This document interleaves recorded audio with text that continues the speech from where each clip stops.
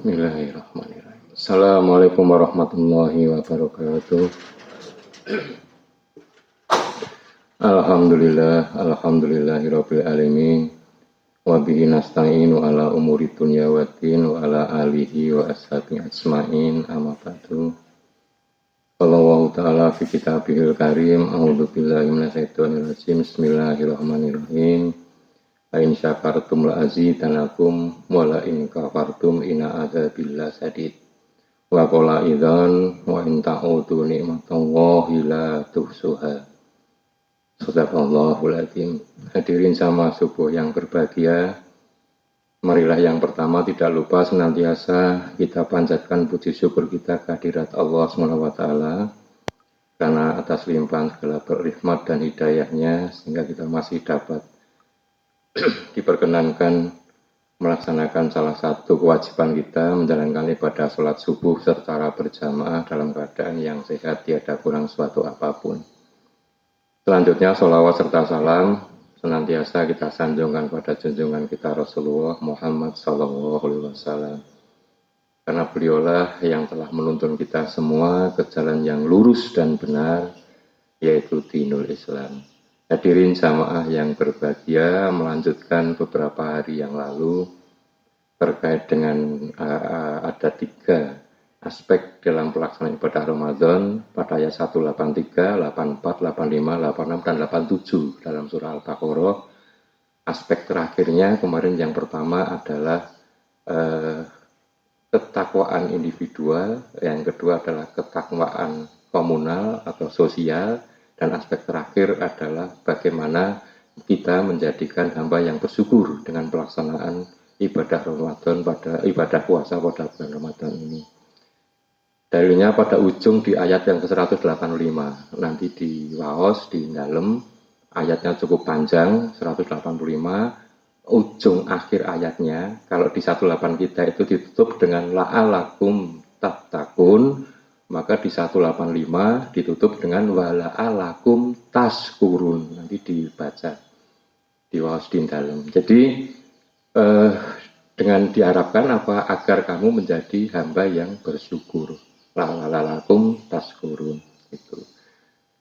Pada mukadimah yang tadi saya bacakan itu adalah di surat Ibrahim ayat yang ke-7, la in syakartum la azidanakum. Walain kafartum inna adzabillah sadid. Jadi apabila kita bersyukur maka akan ditambahlah nikmat dari Allah. Namun apabila kita mengkufuri maka azab Allah itu akan sangat pedih. Hadirin yang berbahagia, jadi kaitannya dengan 2 dimensi yang kemarin sudah kita sampaikan. Jadi dimensi terakhir bagaimana kita menjadi bersyukur adalah paling tidak dari aspek ketakwaan sosial ini kita bisa rasakan dalam pelaksanaan ibadah puasa di bulan Ramadan ini. Gitu. Kalau kita cermatin pada saat kita puasa ini kita bisa makan dalam 1 hari 2 kali. Ini tadi habis makan sahur, karena sahur itu ada berkahnya, maka sahurlah walaupun hanya seteguk air atau seteguk susu, maka sahur itu berkah. Yang pertama, kemudian nanti pada maghrib kita akan berbuka. Rentangnya di daerah kita karena kita di Khatulistiwa kurang lebih 13 jam kita berpuasa. Di beberapa daerah ada yang lebih panjang, ada yang lebih pendek, bahkan apabila ada daerah yang di musim panas itu matahari tidak tenggelam, maka pelaksanaan ibadah puasanya mengikuti waktu terdekat, waktu matahari terdekat atau waktu di Makkah. Itu di daerah mana? Daerah menjelang di kutub itu ada fenomena 3 bulan itu matahari tidak bisa terbenam, jadi memutar itu seperti ini. Itu jadi kembali kepada bersyukur tadi. Nah kita bisa rasakan bagaimana pada saat di siang hari yang kita biasa makan siang jadi tidak. Itu kita masih diberi nikmat dapat makan 2 kali dalam sehari. Bagaimana dengan saudara-saudara kita yang bahkan untuk sehari pun kadang-kadang susah. Bukan karena menahan makan, namun karena tidak ada yang dimakan. Kalau kita kan menahan memang. Yang dimakan insya Allah pasti ada. Maka perintah zakat, siapa yang menjadi wajib untuk melaksanakan zakat fitrah adalah bagi mereka yang mempunyai persediaan makan untuk 1 hari ke depan. itu sudah wajib zakat. Dengan harapan agar mereka-mereka yang kurang beruntung itu tidak memikirkan lagi mencari nafkah atau mencari penghasilan untuk makan pada hari itu. Nah, itu satu hal yang terkait dengan aspek dimensi baik mengapa di akhir ayat di 185 itu ditutup dengan wala alakum taskurun. Ada satu contoh kecil Ibu dan Bapak jamaah yang berbahagia. Ada satu konter kecil di daerah Jalan Insinyur Sutami. Konter itu diberi label oksigen 24. Oksigen 24. Saya yakin semua kita saat ini sedang bernapas. Karena oksigen itu dibutuhkan tubuh untuk melakukan proses oksidasi atau pembakaran. Jadi dari glukosa dibakar menjadi energi itu butuh oksigen. Residu yang kita keluarkan dalam pernapasan itu CO2, itu dibutuhkan makhluk yang lain ciptaan Allah. Jadi oleh tumbuhan. Tumbuhan itu untuk pembakaran membutuhkan karbon dioksida atau CO2, residu dari sisa hasil pernapasan kita untuk melakukan fotosintesis. Dan mereka menghasilkan O2 itu terus berlangsung. Nah, apakah Ibu dan Bapak pernah menghitung seusia kita sudah tua seperti ini, kita bernapas setiap saat itu dengan free, tidak ada biayanya. Konter di Jalan Insinyur Utami itu usahanya adalah pembelian, sewa, dan isi ulang tabung oksigen. Dan itu dia buka 24 jam karena membutuhkan bagi mereka yang memerlukannya. Satu tabung oksigen kecil itu biaya isinya Rp50.000. Dan apabila itu diisi penuh, maka itu bisa kita gunakan dalam waktu 1 jam saja. Jadi 1 jam itu membutuhkan satu tabung oksigen kecil yang dibiaya isi ulangnya Rp50.000. Kalau dalam satu hari itu 24 jam, kalau kita butuh alat bantu itu berapa yang harus kita keluarin? 50 kali 24. 50 kali 20 itu 1 juta.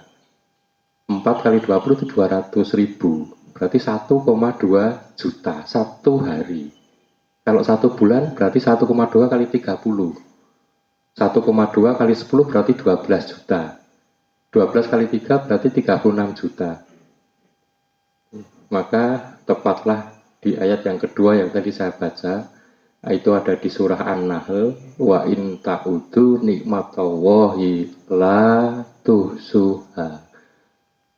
Apabila kamu akan menghitung-hitung nikmat Allah yang diberikan, maka apa?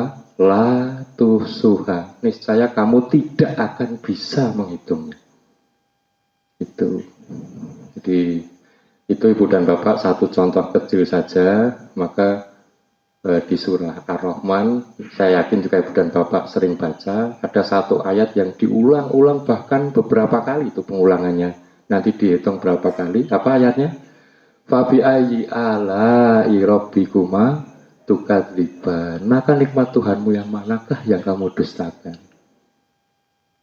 Itu satu contoh kecil saja dari mekanisme sistem pernapasan kita. Satu sistem rumit yang diciptakan Allah pada hambanya yang namanya manusia. Belum sistem metabolisme tubuh yang lainnya.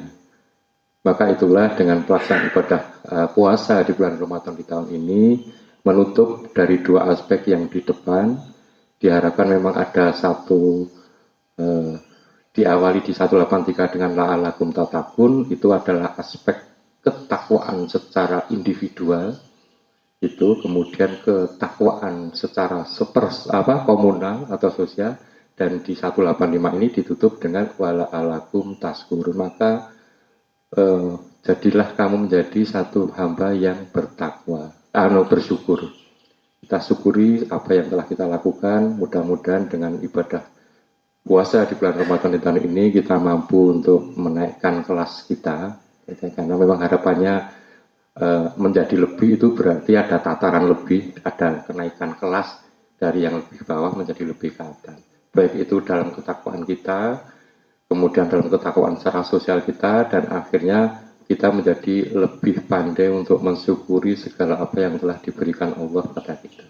Demikian secara sedikit yang bisa kami sampaikan. Mohon maaf apabila ada yang kurang berkenan, dan terima kasih atas perhatiannya. Saya akhiri, billahi taufiq wal hidayah. Assalamualaikum warahmatullahi wabarakatuh.